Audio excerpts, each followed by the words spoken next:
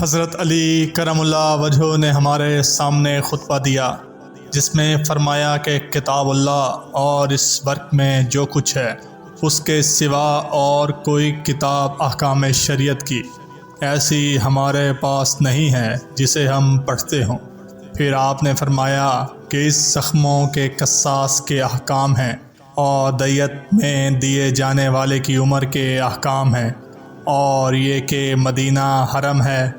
اس لیے جس شخص نے کوئی نئی بات شریعت کے اندر داخل کی یا کسی ایسے شخص کو پناہ دی تو اس پر اللہ، ملائکہ اور انسان سب کی لعنت ہے۔ نہ اس کی کوئی فرض عبادت قبول ہوگی اور نہ نفل عبادت۔ اور یہ بیان ہے جو لونڈی غلام اپنے مالک کے سوا